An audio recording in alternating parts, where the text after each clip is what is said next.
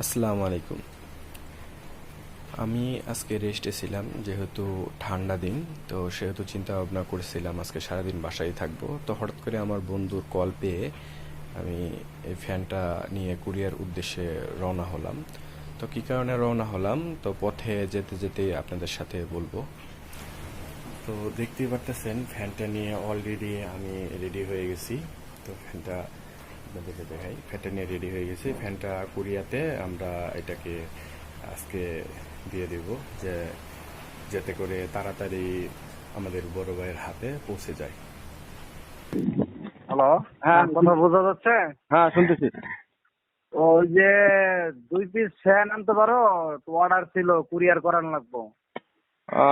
2 piece তো ready না, 1 piece ready আছে, কমপ্লিট আছে, আরেক পিস উঠতে দেরি হইব। আজকে তো বৃষ্টির দিন, এমনি কি করি? না, বৃষ্টি টিষ্টিটা তো কারেন্টের অনেক সমস্যা, বুঝো না? গ্রাহক কারেন্ট নাই দেখেই তো এরা চাইতেছে।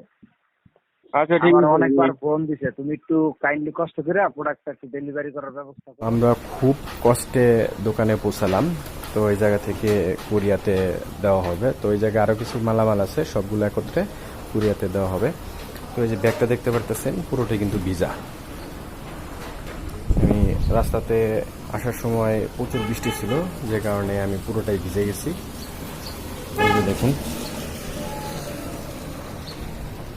তো আপনাদের জন্য কষ্ট করতেছি, তো আপনারা এরকমভাবে আমাদের সাথে থাকবেন।